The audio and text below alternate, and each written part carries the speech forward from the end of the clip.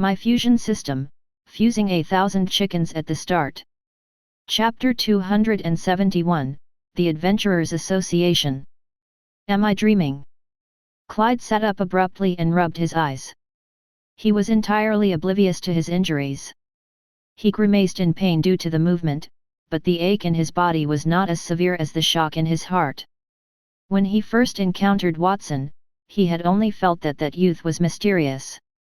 He had been unaware of the youth's strength. He had even made a point of observing him. There were no changes in the youth's combat aura. It was apparent that he had not trained. However, the youth could kill a monster that even he could not handle. Was it not annoying to employ them as bodyguards when they were that powerful? Who was protecting whom? It was not only Clyde, but Arthur and the others also struggled to get to their feet. Their faces were filled with surprise as they looked at the dark liquid that appeared on the ground after the evil eye monster exploded. It was particularly true for Arthur. Apart from shock, his eyes glowed with anxiety. He had not anticipated Watson, who he wanted to take hostage, to be so powerful. Fortunately, the captain intervened just in time. If he was truly determined to forsake Watson, well, Arthur shivered subconsciously as he glanced at the liquid on the ground. He had the distinct impression that his fate would be no better than that of the evil eye monster in front of him. Nightingale, clean up the scene. The body fluid of that evil eye monster is too smelly. Watson clapped his hands casually after he crushed the evil-eyed monster with one foot. He turned around and moved in front of Clyde and the others, waving his hand at Nightingale. He helped them up and asked with concern. Are you okay? Young Master Watson, who are you? Clyde felt a warm flow from Watson's hands into his body once he stood up. It was the combat aura, which flowed like a river, healing his wounds and aiding in his recovery, that caused him to address Watson with the honorific title instinctively. He was aware that the teenager in front of him was an elite stronger than him. He must be a silver tier warrior, at least, and possibly even gold tier. So young and yet so powerful meant that he was not an ordinary person. Please allow me to reintroduce myself. My name is Watson, and I'm from the border. I'm here to enroll at the Royal Academy. The Royal Academy. Clyde's face lit up as he heard that. The Royal Academy was the finest institution in the kingdom. It attracted only geniuses under the age of 18 and served as a focal point for the kingdom's greatest talents. Many individuals wished to be a part of it. Given that the child in front of him was a freshman at the Royal Academy, his strength was unsurprising. However, the boundary was the kingdom's most isolated location. It had been a long time since a genius was admitted to the Royal Academy. Not even the city of Steel had such a talent, let alone somewhere from the border. Furthermore, based on his attire and manner, Watson appeared to be the descendant of great nobility, perhaps the border count. He asked, "Are you related to the border count, young Master Watson?" "There's no special relationship. We just live together," Watson replied casually. His inadvertent words sent a tremendous tsunami through Clyde's heart. He must have meant that they were very close. Who else could live with the border count? Other than the maids and servants in residence, Watson could only be a relative of Sylvan. Based on his age, Watson was very likely to be Sylvan's son. It's not strange for the border count's son to have such a talent. While Clyde was guessing, the other two adventurers shouted from the side. "Hey, how long do you want to talk? This area is still unsafe. I believe we should go now." "Indeed, it's more important to go out first. Young Master Watson, do you have any way to take us up?" Watson took no action in response to his words. He fixed his gaze on Nightingale, who was cleaning the ground. "Nightingale, that's good enough. Please take us up." "Yes, young Master Watson," Nightingale responded respectfully. She clapped her palm gently above her head at the passage. The tunnel collapsed with a loud boom as a result of the strong vibration. A massive hole punctured the ground, connecting it to the sky. Sunlight streamed through the hole, illuminating everyone's wide-open jaws. An adventurer's voice could be barely heard from above. "Who are you? Why are you so unruly? Why are you stealing the monsters from the lower levels? If you are so powerful, don't bully the monsters on levels lower than 10. Continue to the 30th or 40th level." Everyone there exchanged glances when they heard that. They fixed their gazes on Nightingale and stayed silent for an extended period. They were at least 100 meters away from the ground, but Nightingale had penetrated the ground with a single palm strike. What level of strength was that? Watson's stomp on a gold-tier monster had been enough to shock them. However, at that moment, Nightingale's action was even more terrifying. When Clyde watched that scene from the side, he swallowed his saliva. His guess about Watson as the Border Count's son was purely speculative. At that moment, he was positive that Watson was the Border Count's son. Otherwise, which noble on the border would have such a formidable bodyguard? Clyde and the others sat on the ground 20 minutes after exiting the underground maze, greedily enjoying the sunlight. There was a lingering fear as they reflected on their recent underground adventure. The two adventurers from the Holy Sword Adventurer team, who had nearly averted death, continued to nod and express their gratitude to Watson, stating that they would inform their leader about the incident. Then, they limped away in unison. "Everyone, the matter has been resolved. It is now time for us to leave. Kindly do not tell anyone about what had occurred in the underground city. After all, I am merely a student en route to the royal city. I am trying to avoid causing too much trouble." Watson gave Clyde and the others a wink. Just as he was about to lead Nightingale back to the carriage parked outside the basin, Clyde abruptly jumped up and walked in front of Watson, frantically extending his hands. "Wait, young Master Watson. You saved our lives. We haven't thanked you properly for such a big favor. If you leave, we'll feel guilty." "That's right, young Master Watson. We received your money and assured you that we would escort you to the City of Steel. We haven't done it yet. As adventurers, our credibility is paramount." Annie rose to her feet, approached Watson, and hugged his arm. It was as though she were clutching a priceless treasure. "Young Master Watson is only passing by the City of Steel. He won't stay here for long." Nightingale coughed and discreetly separated Annie and Watson. "Then you'd require our assistance even more. We are very familiar with the city. We know where the best food is, where the most comfortable hotels and cheapest are." Annie rubbed her aching arm. She did not dare to be angry at Nightingale. Then, she continued to speak enthusiastically. "The best place in the City of Adventurers is the Golden Feather Pavilion. It is the ideal location in the city where entertainment and rest are integrated into one. If you visit the City of Steel but do not see the Golden Feather Pavilion, it is the same as if you did not come. However, to enter the Golden Feather Pavilion, you should go to the Adventurers Association to do a strength assessment first, young Master Watson. The Golden Feather Pavilion has one rule: the strong shall rule. It means the stronger you are, the better the treatment you will receive. A strong individual such as yourself will undoubtedly receive the best care." The Adventurers Association? Strength assessment? What's that? Watson was a little puzzled. "Haven't you heard about that, young Master Watson? The City of Steel is one of the largest gathering places for adventurers in the kingdom. Due to a comprehensive adventurer system in this town, anyone interested in forming an adventurer team must take a test at the Adventurers Association. Following the test, the association will assign a level nameplate to the team based on the result. For example, we are a bronze-tier adventurer team." Then, she took out a bronze nameplate from her chest. It was inscribed with the word bronze. The adventurer and professional ranking systems are regarded as the kingdom's two most powerful systems. Each citizen is required to take a test and register themselves. The nameplate issued after the test is equivalent to a person's identity certificate. With that, not only will you receive preferential treatment in the City of Steel, but also in every city in the kingdom. Chapter 272, A test of strength. Outside the city of steel. The city walls, formed like iron barrels, flickered with a metallic luster. A closer inspection revealed that those city walls were not composed of metal.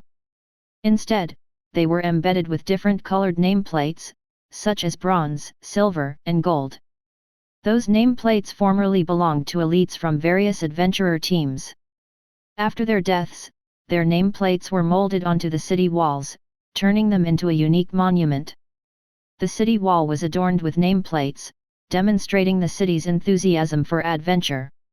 Watson was successfully enticed to enter the Adventurers Association after Annie's introduction. Nightingale drove the carriage slowly into the City of Steel. Meanwhile, Clyde and the others were in charge of negotiating with and paying the guards at the gate.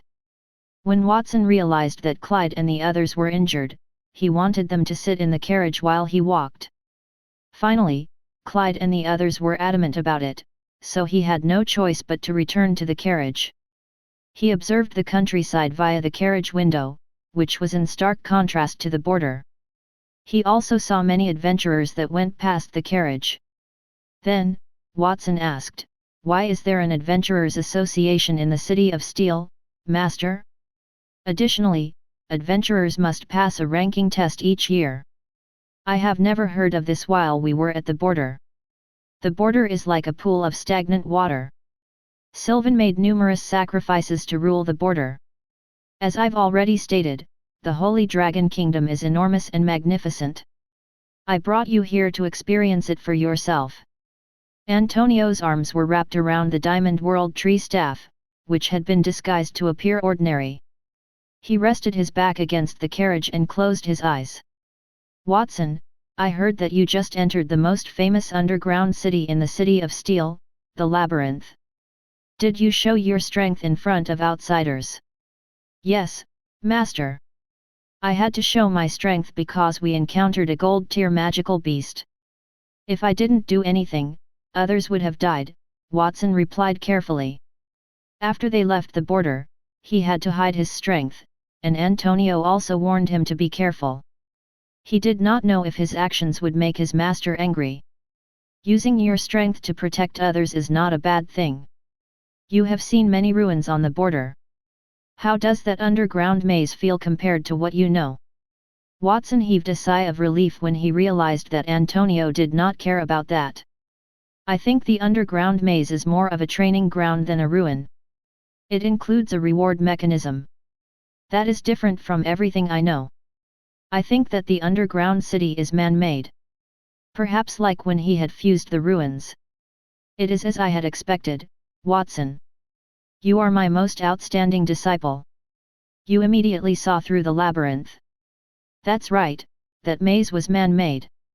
It was created by the founding emperor, Landar I. Its purpose was to train the people in the kingdom, including the reward system set up in the maze's deepest levels. We are not making a hasty visit to the royal city but to cultivate. The underground city is your first trial. We will stay here until you pass it before we set off again." "Yes, Master. I understand." Watson nodded in understanding. He was a platinum-tier elite. Regular training would not have any effect on him. Since his master said that the underground maze was helpful for his training, it must have been beneficial. "Today, I went down more than 10 levels in the underground city and encountered an evil gold-tier magical beast. I heard that the entire maze has 100 levels. I don't know about the difficulties down there. I feel like I don't have complete confidence in passing this test. The late king who created that underground maze must have been an impressive elite. Don't you think that only the current Sword Saint could have successfully navigated that underground city since its inception?" "Of course, it's very difficult." Antonio smiled. He turned his head and spoke softly where Watson could not see him. "What's going on? What's in the labyrinth that could rattle a little monster like Watson?" "I've been there before, but there's nothing special there. I only let Watson go down because the things at the bottom levels would be useful to him. Did something change while I was away?" 10 minutes later, at the Adventurers Association. The Adventurers Association was located on the City of Steel's main road. As soon as they arrived, they could almost see it. The entire structure was composed of a cluster of spiky structures. A giant sign Adventurers Association was hung in front of the door, and an endless stream of adventurers entered and exited the building. A stretch of a courtyard surrounded the Adventurers Association. There were lovely decorations throughout the space, such as a fountain garden in the yard, as well as huge open spaces for duels. At the moment, a significant number of magnificent carriages were parked at the association's entrance. Numerous silver and even gold-tier monsters were used to pull the carriages. Watson's carriage was not conspicuous among those gorgeous carriages. "Young Master Watson, we have arrived at the Adventurers Association." Clyde assisted Watson in exiting the carriage. Nightingale, Denise, and Antonio also got down from the carriage. "Let me introduce you to my master." After exiting the carriage, Watson introduced Antonio to the entire group. Clyde and the others did not dare to ignore him, they hurriedly bowed respectfully to greet him. Watson was already a force to be reckoned with. How powerful was his master? With that thought in mind, they observed Antonio thoroughly. They discovered that his master was actually quite young. Additionally, he appeared to be asleep. He was so handsome that he did not look like a human. Plus, he seemed to be somewhat familiar. However, they had no idea where they had previously seen that individual. "Do not just stand there like a fool. Let's go in for the test." Watson prodded him as he noticed that Clyde and the others were staring at Antonio. He was not worried that others would recognize his teacher. After all, he had changed so much that even those closest to him might not recognize him. Watson entered the Adventurers Association's hall, slightly excited. It was densely packed with many other adventurers. Women in black gauze and exposed clothing, while muscular men wore heavy armor. It was the first time he had encountered such a fresh sensation since he transmigrated to that world. "Young Master Watson, if you want to test your strength, please come over here. There's a counter here. I recommend that you establish an adventurer team after this test. If you think that it's too troublesome, you can join our adventurer team. We've wanted to rise from bronze to silver tier for a long time. I'll be satisfied with silver tier, let alone gold tier." Annie held Watson's hand affectionately as she pulled him toward the counter. Then, Clyde interrupted with a solemn expression. "Annie, don't be ridiculous. Don't you know young Master Watson's identity? Why would he join our adventurer team?" As he spoke, he glanced at Watson with faint anticipation. "Joining your adventurer team doesn't appear to be all that bad. After all, I lack the time to manage my own adventurer team." "It's decided then." Watson massaged his chin as he nodded in agreement. "Yay! Long live young Master Watson! With you, the Blood Rose adventurer team can finally be promoted." Annie cheered excitedly in front of the counter. Her speech displeased a slender, silver-haired man who was also queuing in front of the counter. "Blood Rose? Isn't that a bronze-tier adventurer team? An insignificant bronze-tier adventurer team dares to make a ruckus here? What a disgrace! If I were you, I'd get the hell out of here right now." Chapter 273, Absolute Reflection. "Who are you? Why are you speaking so arrogantly?" Annie shook her head and fixed her gaze on the man in front of her. The silver-haired skinny man's lips twisted in mockery in response to her question. He extended his hand and pointed at the intersection of the two blades on his chest. "I am the vice-captain of the Holy Sword Adventurer Team, the largest adventurer team in the City of Steel. My name is Claude. Do you know who I am now?" "The Holy Sword Adventurer Team? Vice-captain?" Annie's face paled, and her voice started to tremble. "Is the Holy Sword Adventurer Team very powerful? It seems that the two people we saved in the dungeon are also members of the Holy Sword Adventurer Team," Watson whispered. Clyde's expression darkened as he said, "We can't say that they are powerful, but they are the largest gold-tier adventurer team in the entire City of Steel because their captain is the Swordmistress, Christina von Frederick. Who is the Swordmistress? Watson became intrigued at hearing the name of the Holy Sword Adventurer team as Clyde appeared to be in awe. Young Master Watson, you haven't heard of the Lady Swordmistress? It was Clyde's turn to be surprised. I haven't heard of her at all. The Swordmistress is... Just as Clyde was about to explain, Antonio, who had been sitting beside Watson and resting with his eyes closed from the moment he got off the carriage, suddenly said, "If my guess is correct, the Swordmistress is the young miss of the current Sword Saint family. The Frederick family is the most famous Sword Saint family in the entire Holy Dragon Kingdom." That's right. Miss Christina is their only daughter. She's already a peak gold tier warrior at the age of 20. Furthermore, she's not an ordinary peak gold tier warrior. Her strongest battle record is defeating 20 gold tier at the same time. That's why she's known as the Swordmistress. Many people in the kingdom think that she will surpass her father someday. She has also established the Holy Sword Adventurer team. What is the daughter of a great Sword Saint family doing in such a remote place like the City of Steel? Was she here for the labyrinth as well? Watson thought as he stroked his chin. Antonio had said that only one Sword Saint had managed to clear the dungeon since the labyrinth's establishment. That swordswoman might be there to challenge her father's record. While he was contemplating, Claude, who had introduced himself as the Holy Sword Adventurer team's vice-captain, scoffed at them. It appears that the Blood Rose Adventurer team is not only low-tier, but you are also a group of country bumpkins. Who hasn't heard of our captain?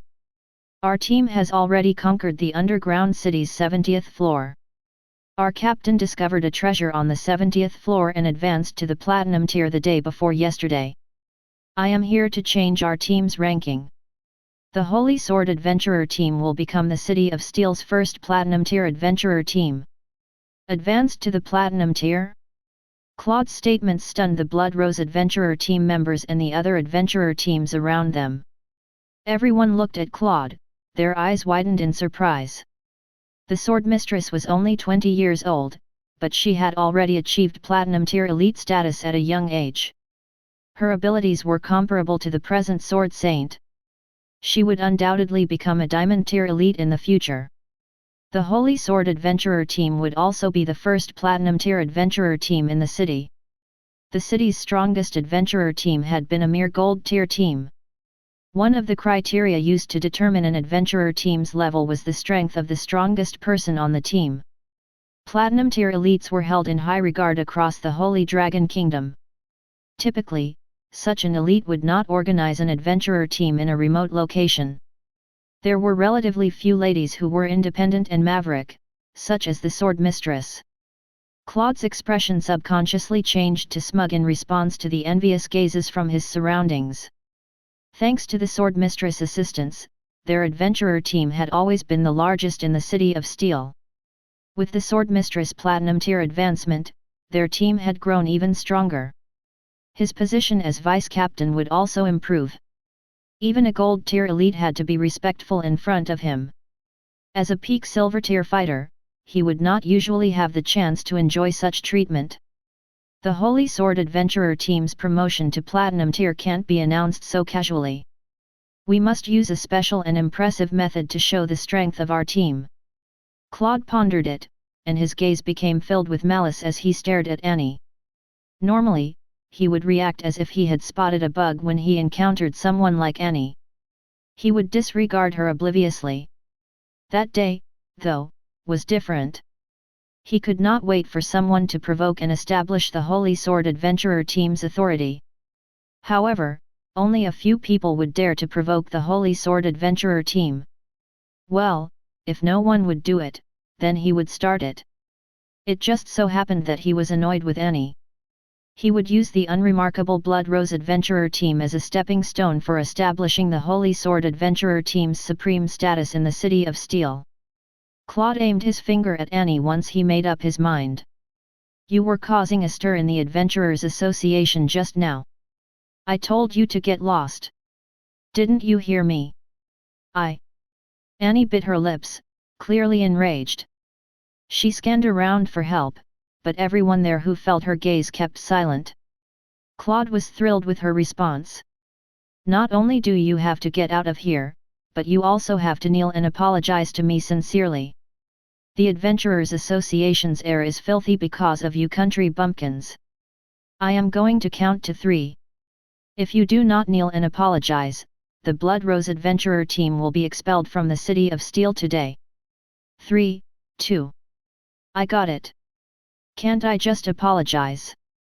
Annie's face was flushed with embarrassment. She bent her legs and was about to kneel on the ground. She was a courageous woman. She would rather die than apologize if she were the only one there. However, her team members and their benefactor, Watson, were behind her. She was adamant about not involving them. After all, the Holy Sword Adventurer team was too powerful. Their members numbered in the tens of thousands, and their captain was a platinum tier elite. She thought that Watson and the others were formidable too, but they had not yet achieved the platinum tier. Just as Annie was about to kneel, a slender hand grabbed her shoulder and helped her up. Miss Annie, we're here to test our strength. We just need to do what we're here to do. We don't need to worry about others finding fault with us for no apparent reason. But Annie was still hesitating when Claude, who was next to her, said fiercely, "Brat, who are you saying is finding fault with you? Is there anyone else troubling us around here?" Watson deliberately looked around him and laughed. "At first, I heard that the Holy Sword Adventurer team is the largest team in the City of Steel. Their captain is the daughter of the current Sword Saint family, a platinum tier elite. I do admire that adventurer team. Now, it seems like the Holy Sword Adventurer team is merely average. If this is their vice-captain, I'm guessing the rest of their team members are not much better. How disappointing. Brat, it's fine if you slander me, but you dare slander the Holy Sword Adventurer team and our captain? Are you courting death?" Watson's bare-mocking words inflamed Clyde's rage. He rushed toward Watson and raised his right hand, which was encircled by a flaming red combat aura, in an attempt to strike Watson in the face. Clyde was a fire elemental peak silver tier warrior.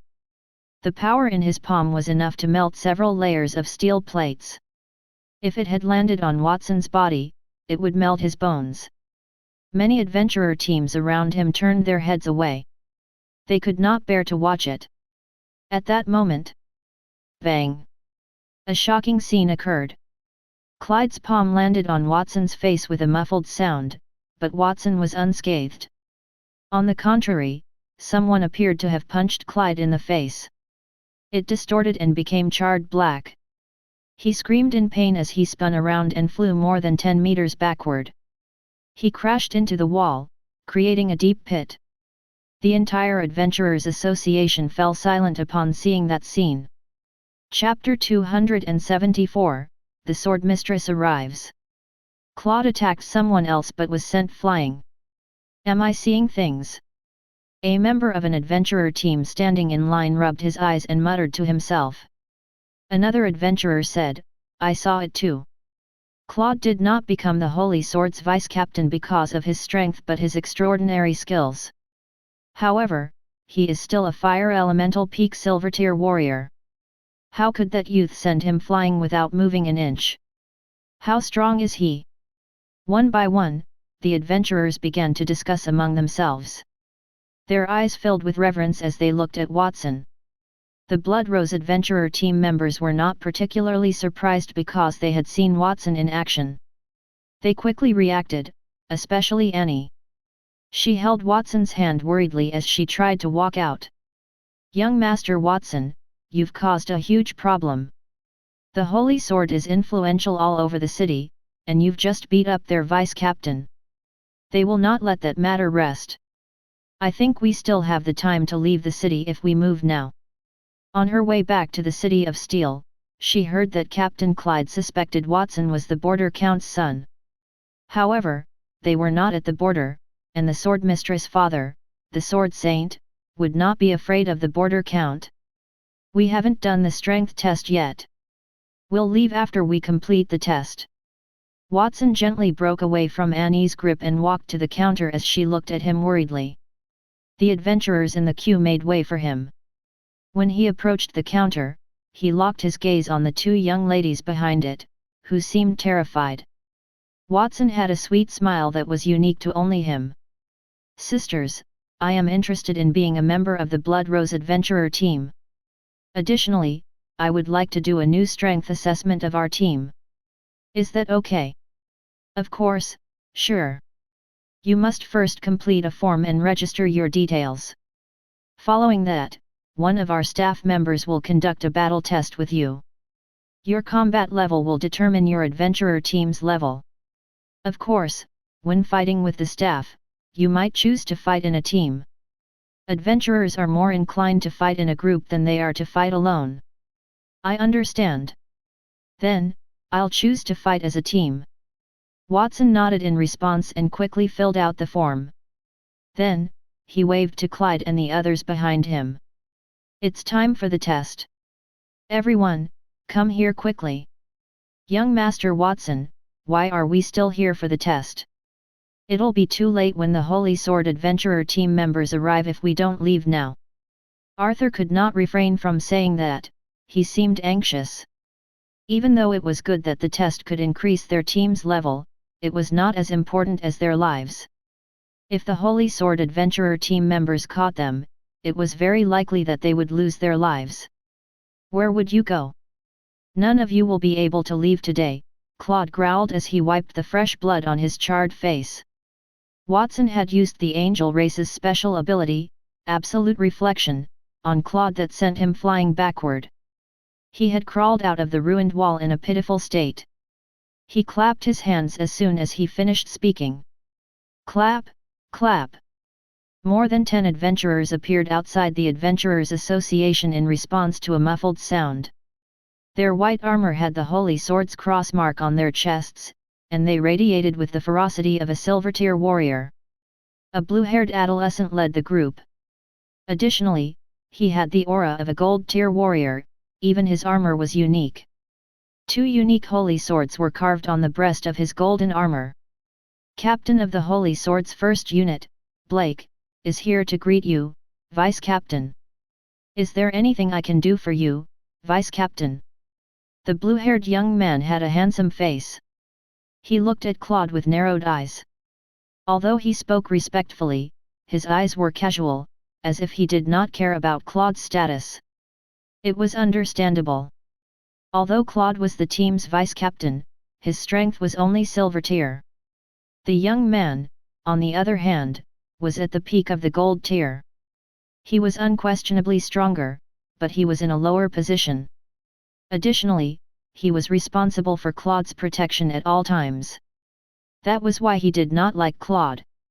In addition, he and Claude admired the Swordmistress. As a result, he did not appear immediately even though he had seen what had happened in the Adventurers Association. Instead, he waited until Claude summoned him. "Blake, these people from a small bronze-tier adventurer team not only spoke rudely about the Holy Sword Adventurer team, but they also hit me. Go and inform Lady Swordmistress." Claude spat out a mouthful of blood. His expression twisted as he continued to say, "I'm going to destroy the Blood Rose Adventurer team today."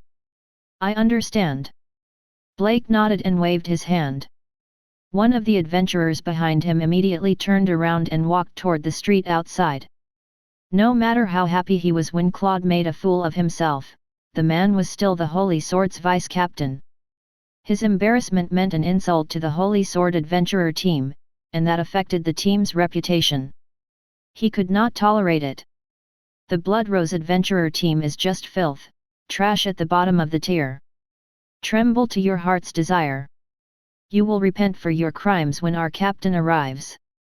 Claude laughed impudently, his laughter resonating throughout the Adventurers Association. It was as if he wanted to see the ugly expressions on Watson and the others' faces. However, he was startled when he realized that Watson was still expressionless. The young man simply waved his palm in Claude's direction. "You are so irritating. You should remain silent." Bang! Claude flew more than 10 meters backward with a muffled sound. It was as if numerous galloping carriages had struck him. He landed on the wall that had just been smashed, widening the hole in the wall. He knelt on the ground and vomited blood. He looked miserable. Watson's actions made everyone in the entire Adventurers Association twitch their lips, including Blake and other people outside. It would have been reasonable if Watson had just attacked Claude in self-defense, but his actions at that moment were like a severe slap on the Holy Sword Adventurer team's face. "Kid, let go of our vice-captain. I'll fight you." Blake could not stand it anymore. He drew the long sword from his waist and strolled into the Adventurers Association. Just as he was about to fight Watson, he heard his companion call out from behind him. "Lady Swordmistress is here. Lady Swordmistress is here? So soon?" Blake was surprised. It had only been a few minutes since he sent someone to inform her. It would take longer than that before Lady Swordmistress received the news. Puzzled, Blake stepped back and said, "Greetings, Lady Swordmistress." Then, he knelt on one knee respectfully. "Greetings, Lady Swordmistress." The other adventurers also spoke one after another. They sounded respectful. Watson followed the crowd's gaze and scanned the area. He noticed a yellow-haired girl dressed in a simple robe entering the Adventurers Association. The girl swayed with her movements as she wore a tiny sword around her waist. Her eyes were as bright as the stars, her nose was straight, her lips were petite and delicate, and her fair skin was nearly translucent. Not only did she possess an extraordinary appearance, but she also had a piercing sword-like aura and crown-like shield on her head. Her entire demeanor was sharp and honorable. That was the Swordmistress Christina. As the Swordmistress walked, the entire area fell silent. Only the crisp sound of boots slamming onto the floor was audible. The crowd's hearts pounded in response to the sound. "Lord Swordmistress, you're finally here. These people from the Blood Rose Adventurer team were rude to you just now. I tried to stop them, but they beat me up. Lord Swordmistress, please get justice for me." Claude rushed forward, rolling and crawling, and told the story of what had happened. Christina walked right by him toward Watson as if she could not hear him. Watson stiffened. "Is this him?" Christina opened her mouth, and the three little words sounded like an angel had uttered them. "Yes, that's him. We encountered a strange change in the labyrinth just now. He was the one who saved us." Two adventurers with bandages wrapped around their bodies stood behind Christina. Due to Christina's overwhelming presence, no one else saw them before they spoke. "I got it." Christina nodded and turned her head to look down at Watson. She was a woman, but she was more than 1.7 meters tall. "Your name is Watson, right?" "That's right." Watson did not want to be outdone. He stared at Christina. He did not expect that the two adventurers he saved in the maze would look for their leader. He did not know whether Christina was there to thank him or if she wanted to punish him for what had happened to Claude. Of course, he was not afraid of either situation. Chapter 275, The Sword That Severed the Sky. "Watson," Christina muttered his name. Then, she said something shocking under everyone's apprehensive gaze. "Are you interested in joining the Holy Sword Adventurer team?" "What? The Swordmistress is inviting someone to join her adventurer team? Did I mishear her?" an adventurer asked in surprise. The Swordmistress, Christina, was famous for her pride in the City of Steel. As a result, the entry requirements for the Holy Sword Adventurer team were extremely stringent. Numerous individuals who sought to join her team had been refused. Otherwise, the number of people in the Holy Sword Adventurer team would have increased tenfold. No one had ever known her to extend a personal invitation to another person. "Lady Swordmistress, are you sure you want me to join your team?" Watson asked as he pointed at himself as if he did not hear her clearly. He thought Christina was there to punish him or to thank him for saving two members of her Holy Sword Adventurer team. He did not expect she would invite him to join her team. It was not something he would ever imagine. "Yes, You heard correctly. I would like to invite you to become a member of the Holy Sword Adventurer team. We now have more than 50,000 members, and there are only less than 1 million people in the City of Steel. If you agree to join us, then I'll make you a vice captain. You have the authority to command those in your immediate vicinity. A vice captain? The crowd gasped. They had been pretty surprised when Christina invited Watson to join her team, but that had changed to shock after the Swordmistress' latest offer. If Watson joined her adventurer team, he could be promoted as the vice captain. What was that preferential treatment? Did Christina overestimate Watson's importance? Lady Swordmistress, if you allow that young man to become the vice leader, then I, Claude, who was standing on the side, asked nervously. Just demote yourself to an ordinary member, Claude. I remember telling you that an adventurer from the Holy Sword team must be upright, no matter what they do.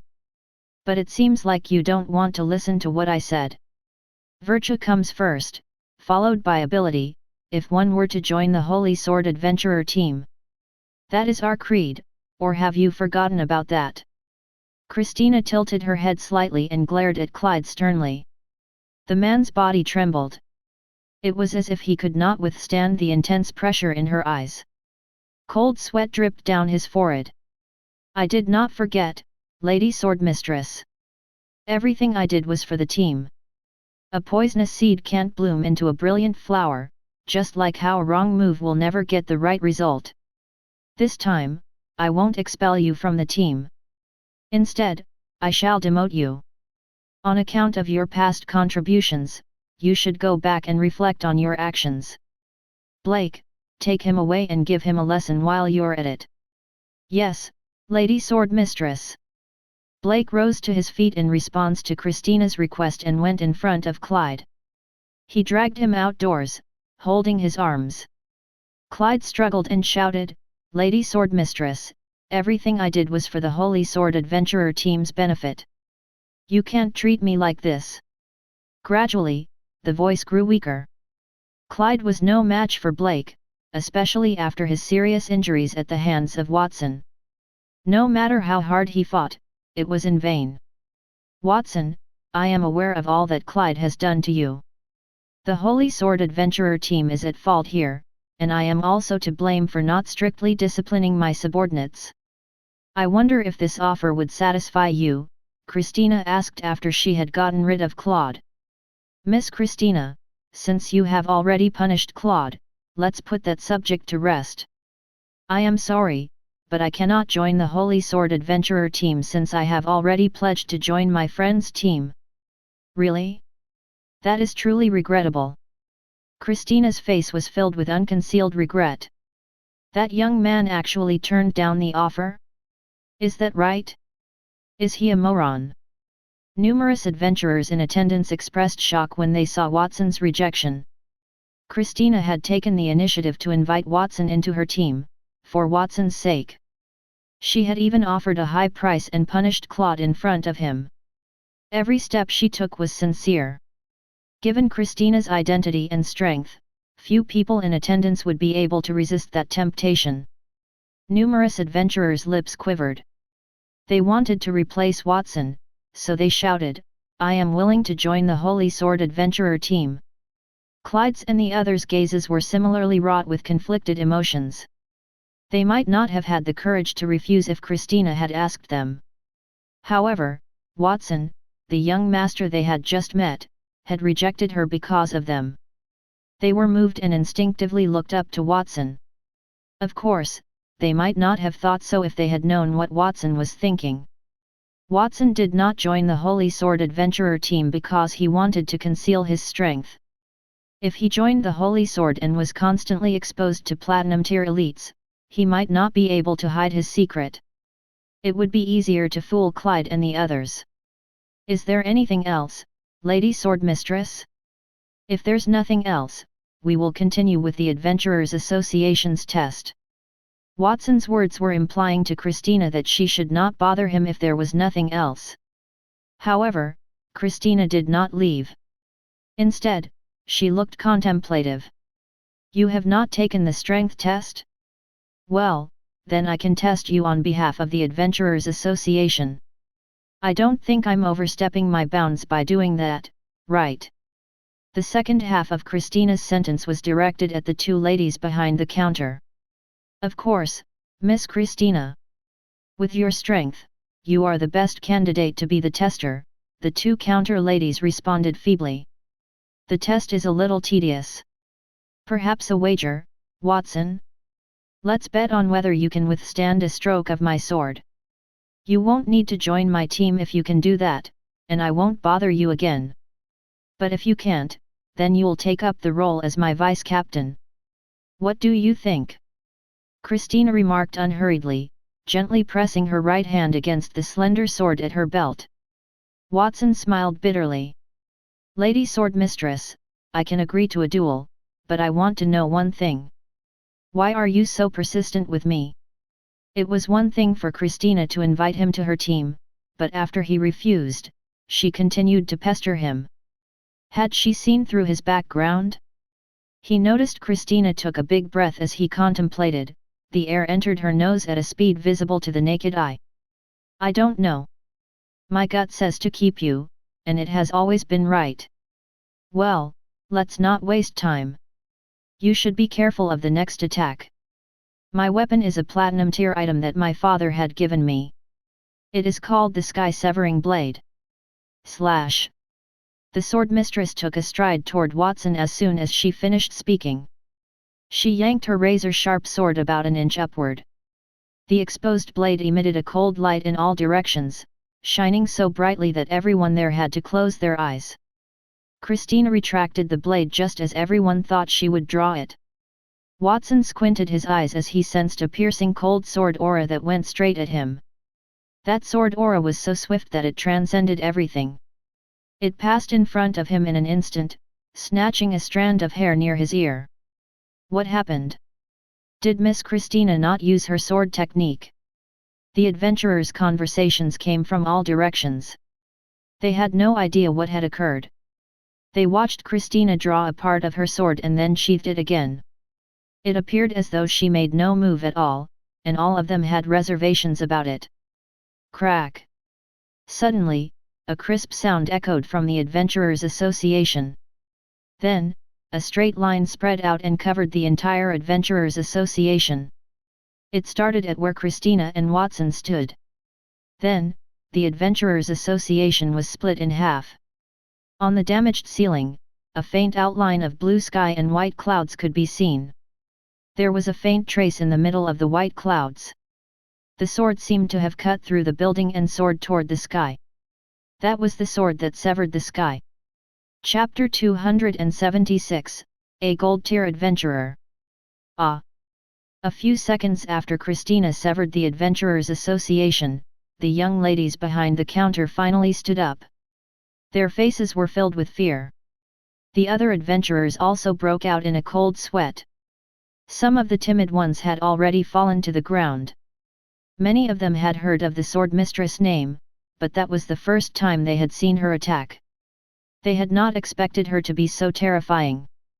Was the young man named Watson? They were concerned about Watson after witnessing the power of Christina's blade. It could even cut the heavens into two. Watson was only a young man. Could he endure that move, or had his body already been divided in half? The Holy Sword Adventurer team will cover any damages today. I will arrange for someone to transfer the funds later. As for the bet, I will keep my promise and won't bother you anymore. Christina straightened her posture and placed her right hand on the table. Then, she walked away without looking back. Nobody paid Christina any attention. Everybody's eyes widened in surprise when they saw Watson. The young man appeared to be in good shape following the attack. He remained in the same position. Apparently, the sword energy could cut through anything in its way. It can't be. That young man managed to block the Swordmistress attack. The adventurers widened their eyes.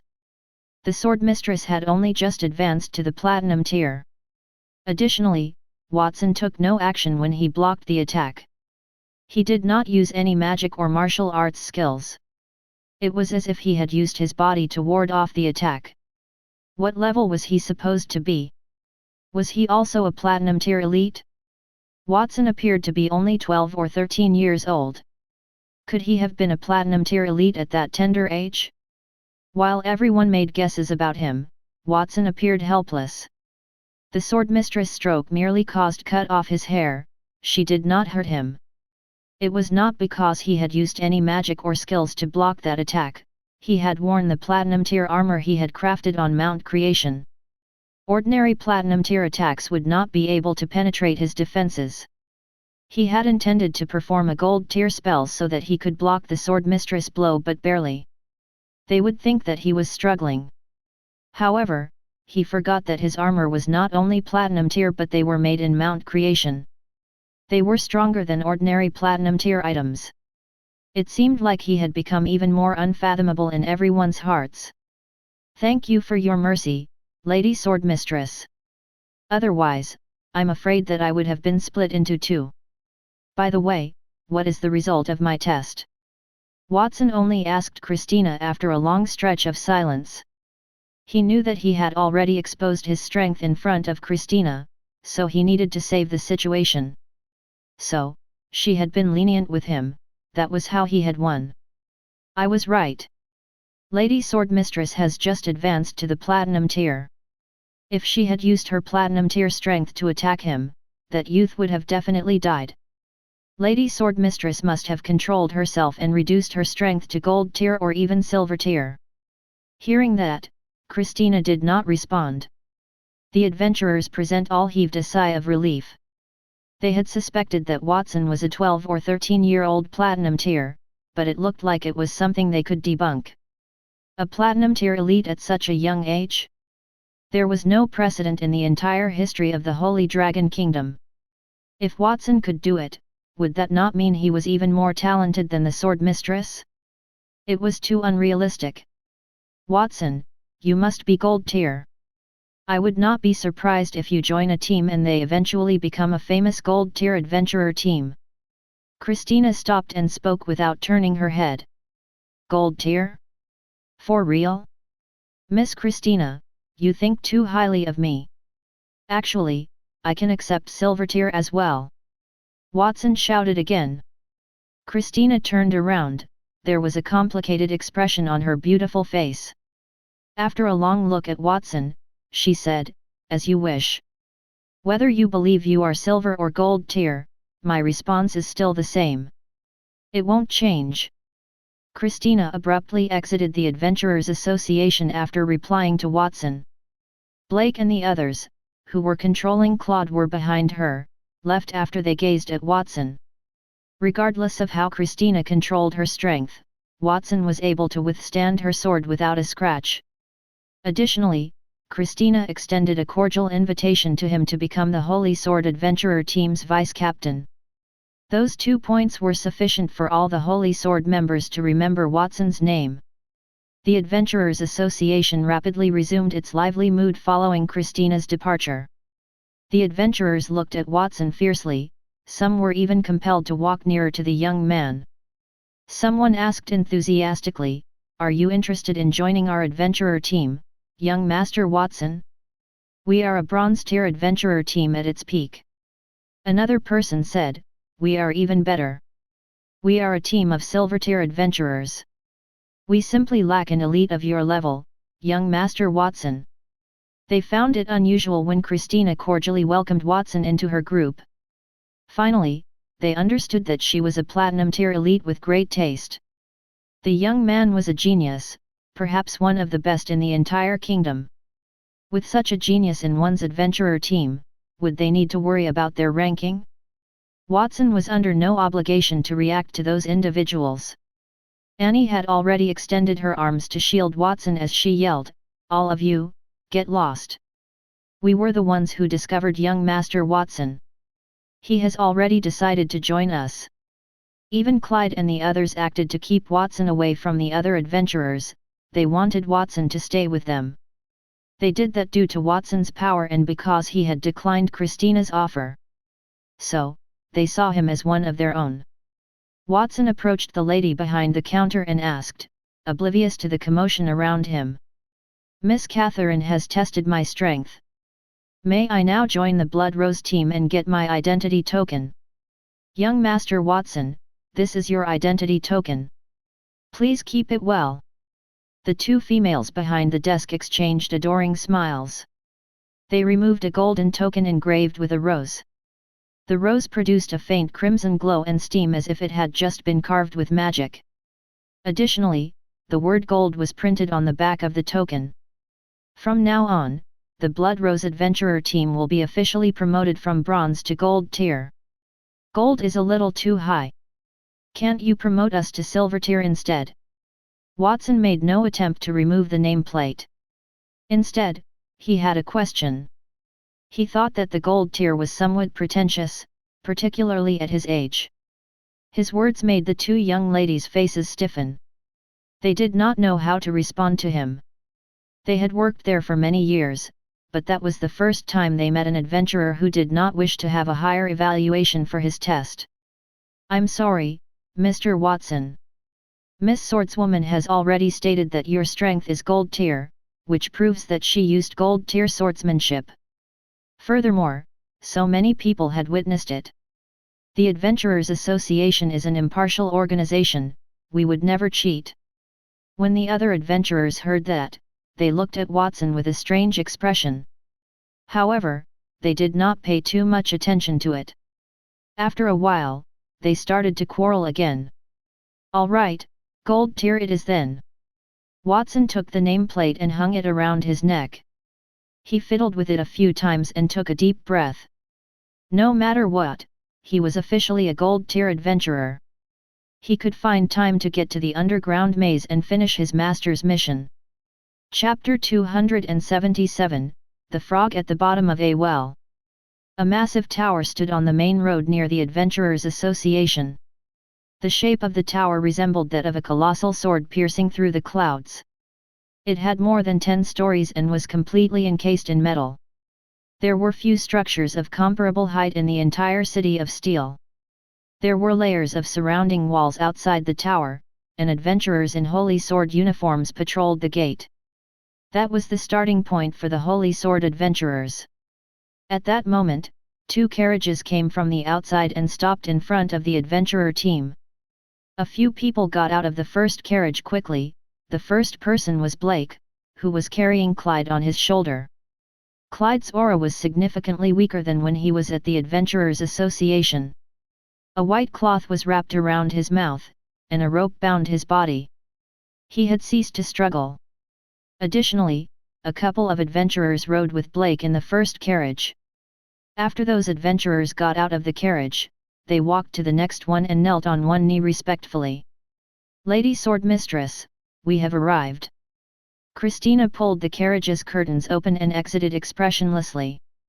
Her boots made a loud sound as they tapped on the ground. Lady Swordmistress, should I send Claude to an ordinary members' lounge or our underground prison? Blake had carried Claude toward Christina as she exited the carriage and asked that question. Christina had said that she wanted to demote Claude from the vice-captain position to an ordinary member when they were in the Adventurers Association. He knew that she would always keep her word.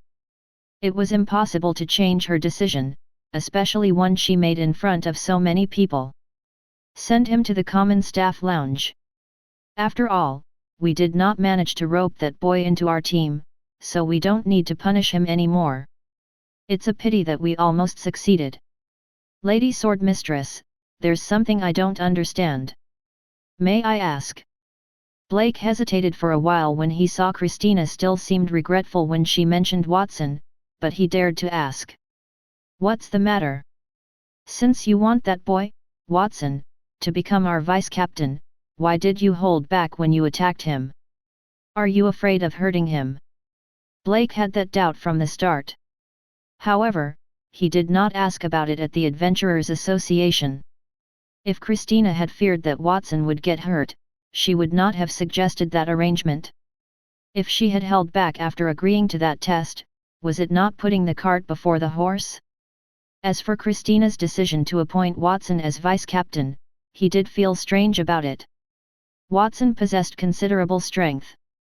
He had sent Claude flying pretty easily, and it was not an easy feat.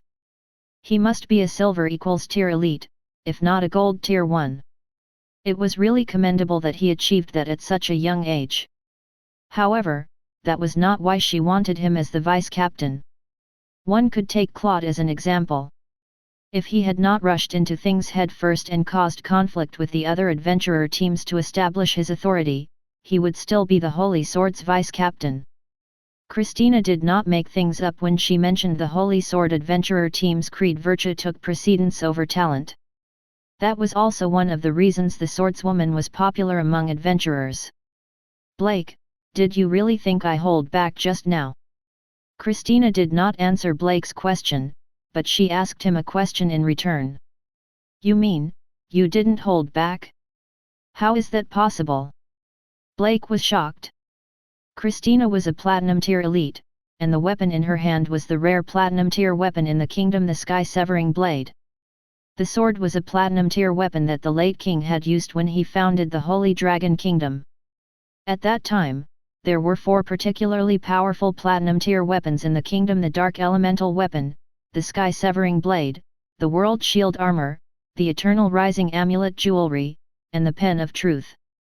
Other than the pen of truth, which the royal family had always controlled, the other 3 tools were given to great nobles and elites who had made significant contributions to the kingdom. The sky-severing blade had been given to the Sword Saint's family. The sky-severing blade was powerful enough by itself.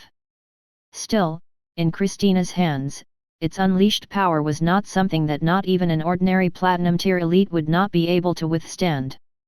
The result was the same if they had used a defensive skill, but Watson had not done anything at all.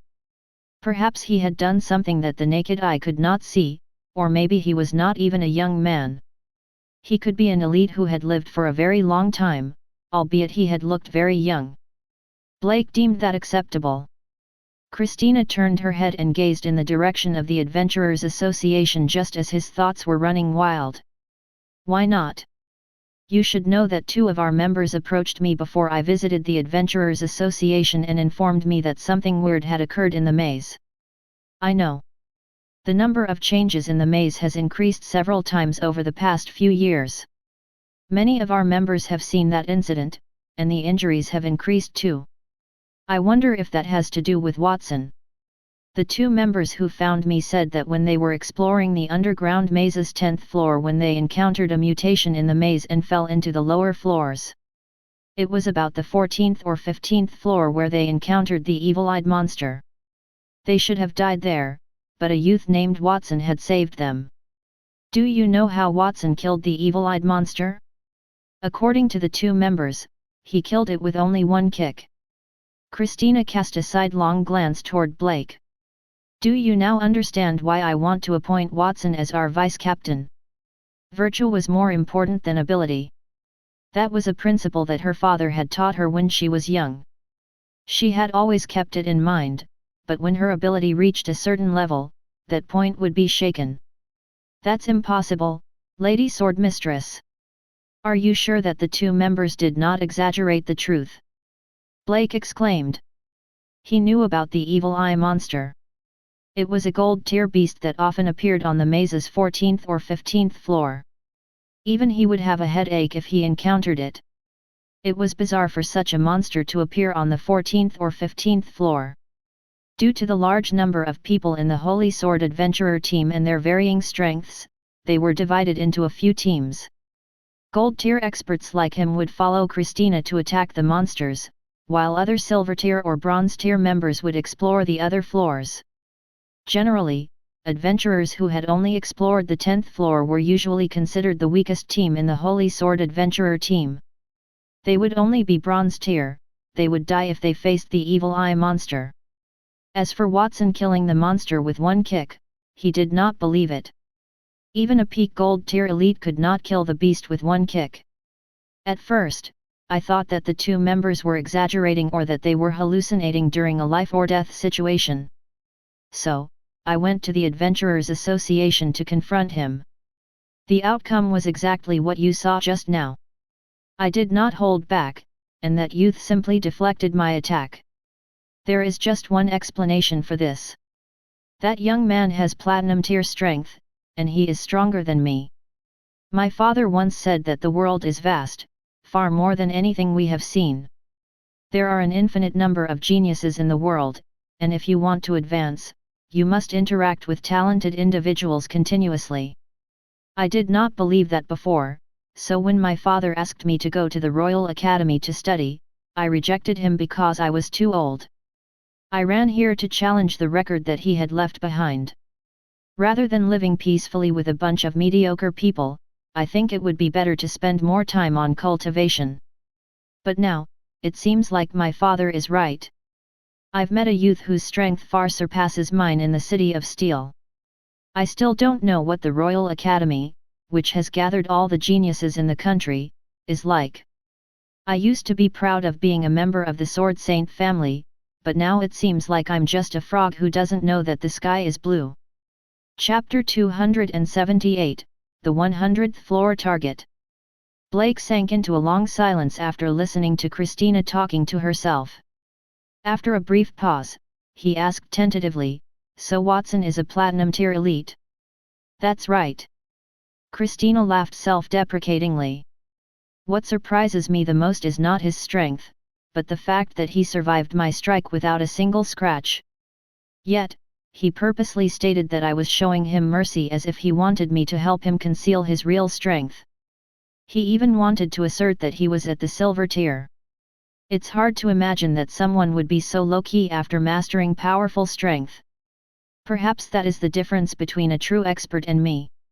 A true master would always have the heart of an apprentice." That was what Christina had discovered after speaking with Watson. She was not an arrogant person, but she occasionally desired to show off herself. For instance, she went to the City of Steel to form the world's largest adventurer team and challenge her father's record in the labyrinth.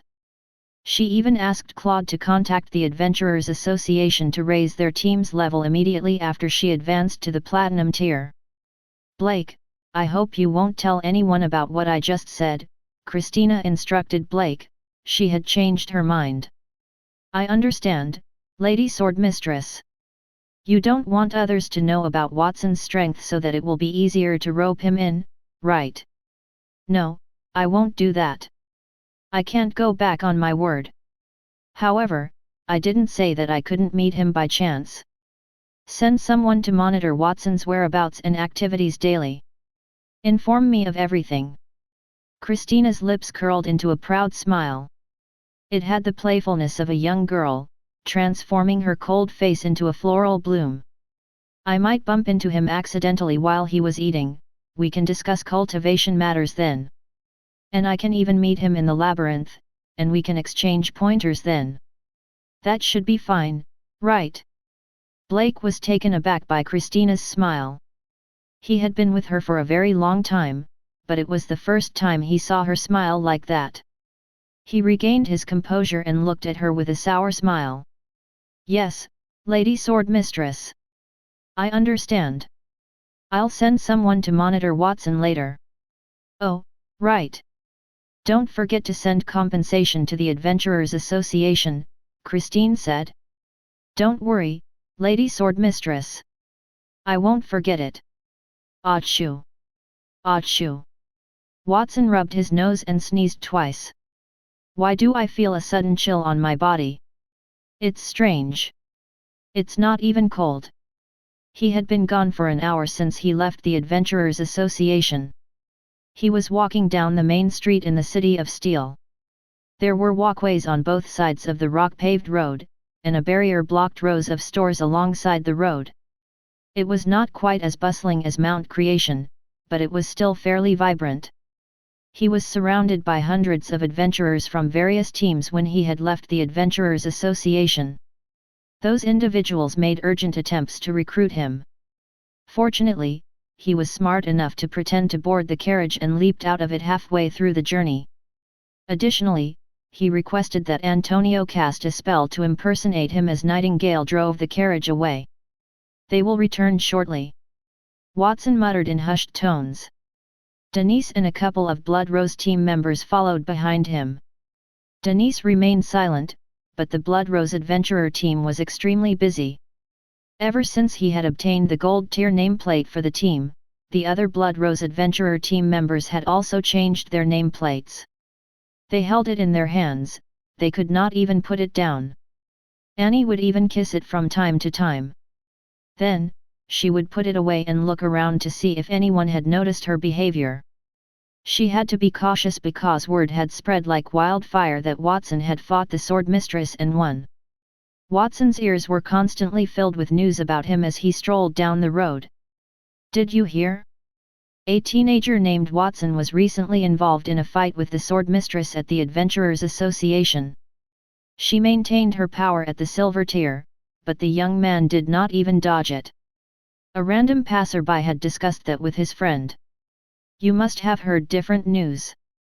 I heard that the young man was a gold tier warrior who managed to block Lady Swordmistress' gold tier sword attack. He even managed to obtain a gold tier nameplate for his team. Oh, right. I remember that the young man had joined the Blood Rose Adventurer team. I'm really envious of them. They were only an ordinary bronze adventurer team before today, but now, they've made it to the top. The passerby's companion spoke, revealing an expression of envy and loathing. I heard that quite a few adventurer teams are trying to get that young man to join their adventurer team. We can't let the other teams get ahead of us. Please let us know immediately if you see any information about that young man and the Blood Rose Adventurer team. Our adventurer team will reward you handsomely. More individuals were sifting through the crowd, looking for traces of Watson. Young Master Watson, it is because of you that the Blood Rose has grown as a renowned adventurer team in the city. My dream is to see our team reach the gold tier. Not only have I realized my dream, but I have surpassed it. Thank you so much. Henny hid from the crowd and whispered to Watson.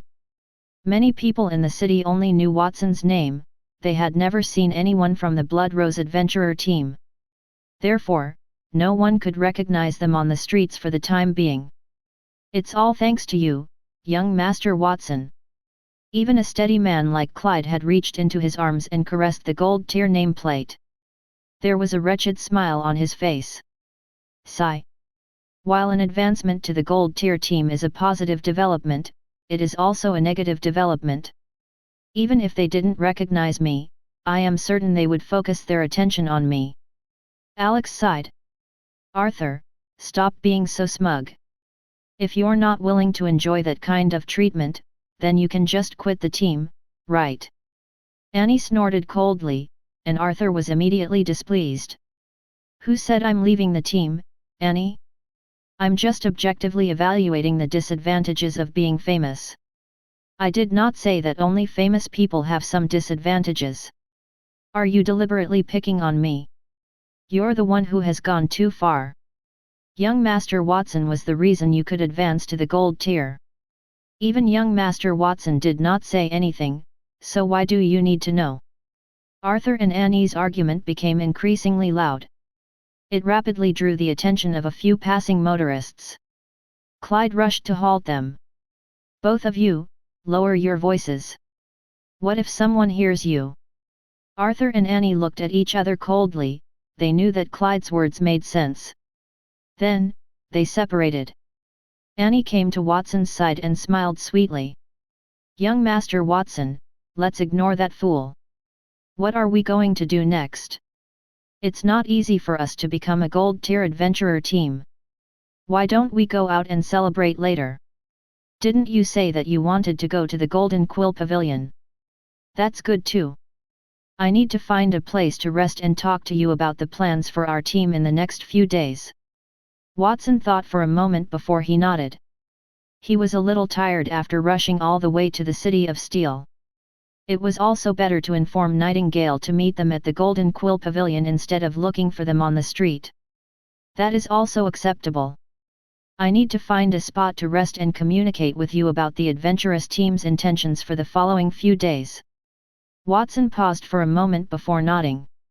He was simply exhausted after rushing all the way to the City of Steel.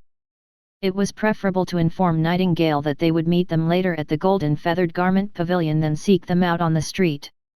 What plan? Are you taking us down the maze? As long as we have you with us, young Master Watson, we can definitely get down to the 40th or 50th floor, Annie replied casually. No, I am not going to the 40th or 50th floor, I am going to the 100th floor. The 100th floor? Well, with your strength, it's not impossible, Annie responded habitually. Suddenly, she realized that something was wrong and widened her eyes in disbelief. Wait, young Master Watson, how many floors did you say? 100th floor? Did I hear wrongly? Chapter 279, Give me your clothes. My goal is to conquer the labyrinth's 100th floor. What's wrong with that? Watson asked, perplexed. He was confused as to why Annie appeared shocked. It was not only Annie, but even Clyde and the others stopped in their tracks when they heard his comments. As an outsider, young Master Watson, you may be unaware of how terrifying the underground maze's 100th floor is. Even the City of Steel's strongest Holy Sword adventurer team has only been to the 70th floor, let alone the other teams. It's not a place any human would want to go, Arthur stated.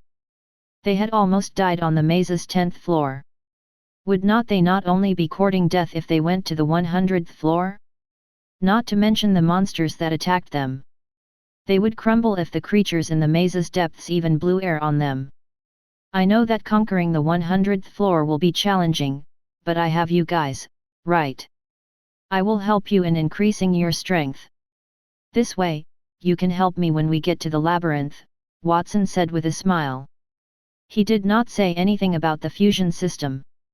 He could fuse any magical beasts in the maze that were weaker than him.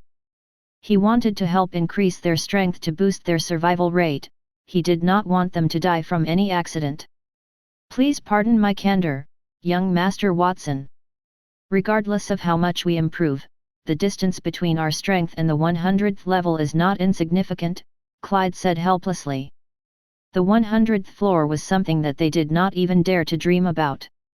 Their greatest wish was to clear the 40th to 50th floor and obtain high-tier magical beast materials to sell.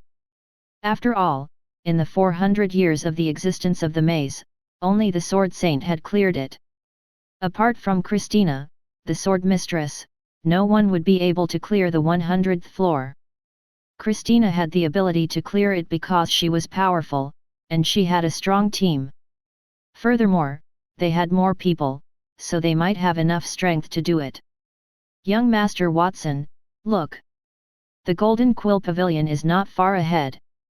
Let's take a break first and discuss that topic when we have time, Annie said as she pointed to a courtyard in the distance with a golden canopy. Additionally, she felt that Watson's words at the time were somewhat implausible.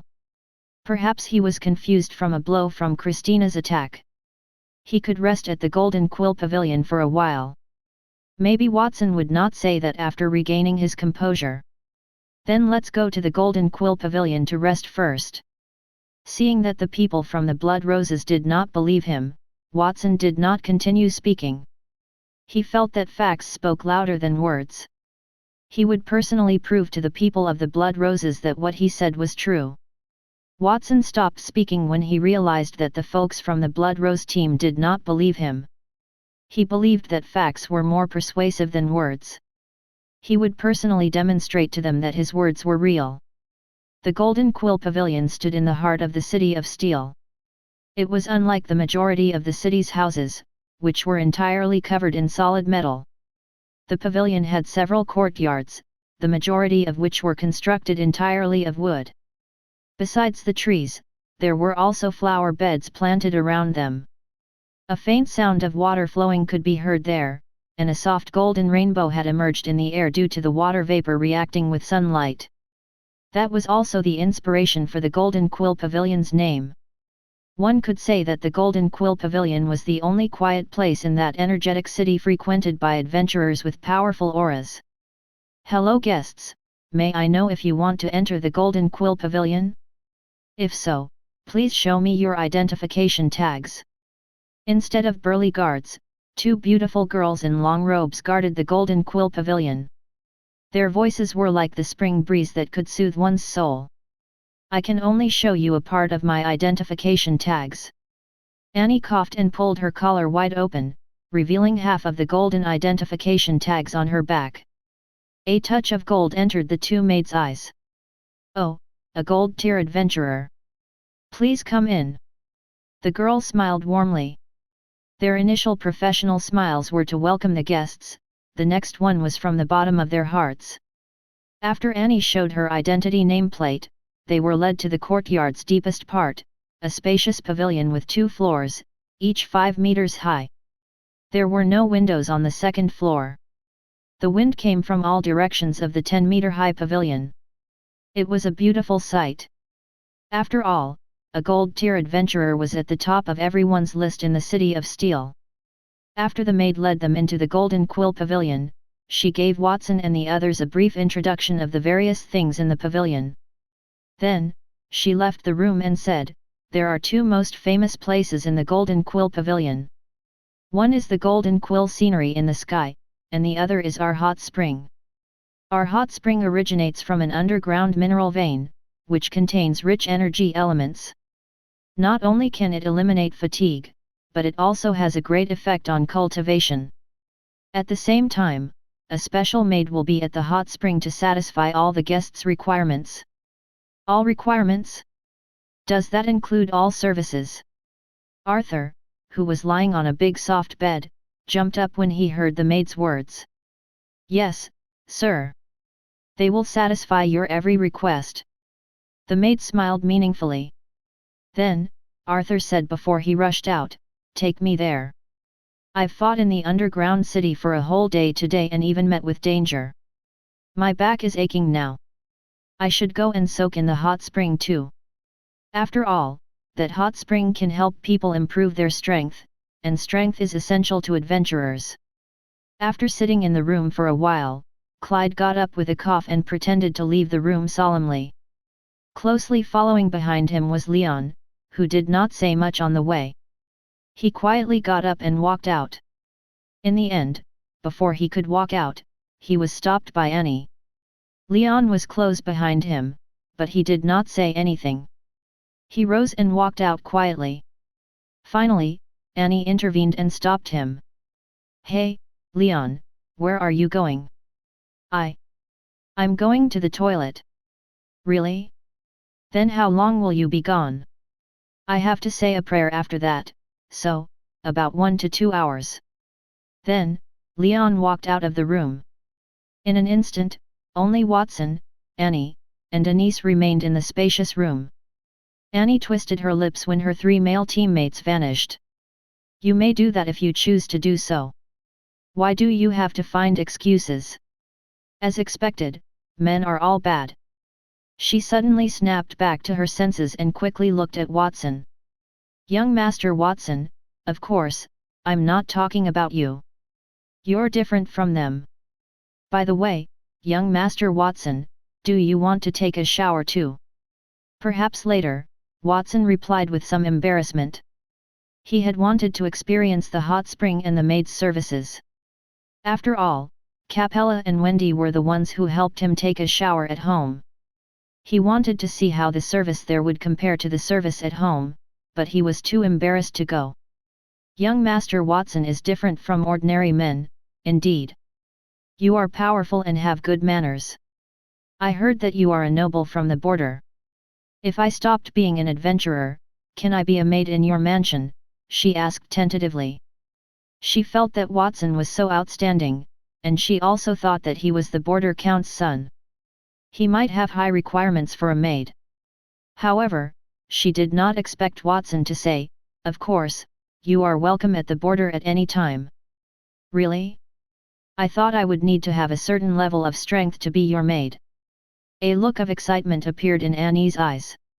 When Denise saw that, she shook her head discreetly. A girl would only have that light in her eyes when she was interested in someone. "If you want to be my maid, there is a requirement for your strength, indeed. But don't worry, I have a way to increase your strength quickly." "Really? This again, young Master Watson?" Annie's face contorted with disbelief. How could there be such a good thing that could allow someone to improve their strength rapidly? You don't believe me? Watson smiled meaningfully and stretched his right hand toward Annie. I'll prove it to you now. But before that, you must give me your clothes. Annie was stunned for a few seconds before her face flushed red. She hugged her shoulders and moved backward. Young Master Watson, you. What are you going to do to me?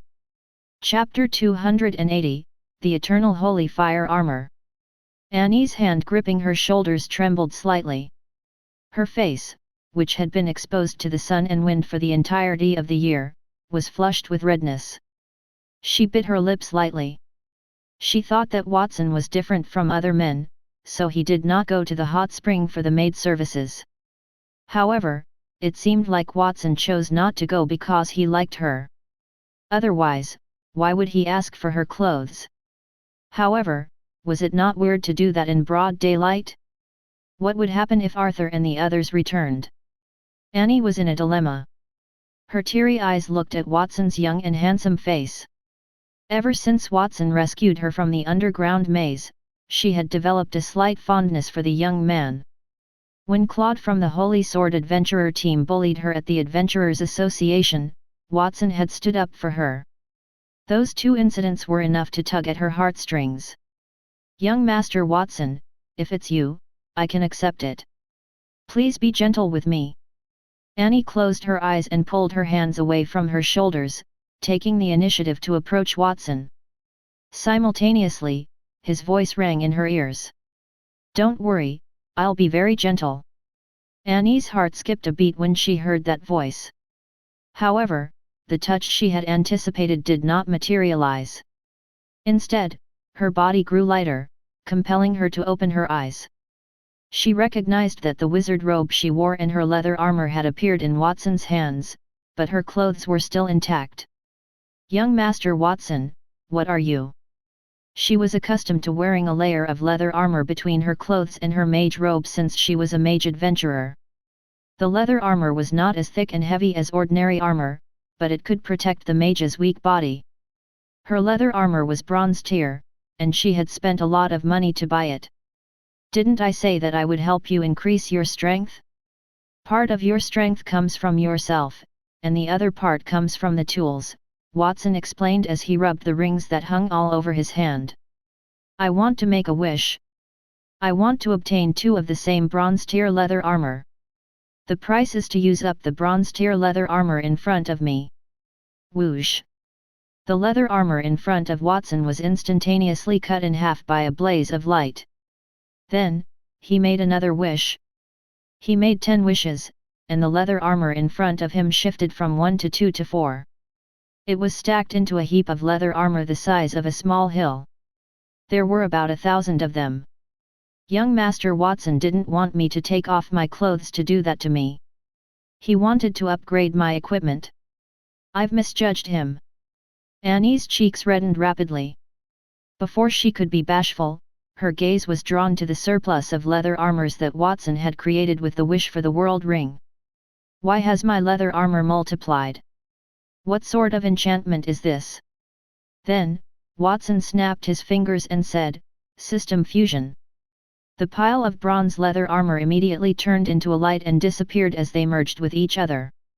Congratulations, Master! You have fused 1,000 pieces of bronze leather armor.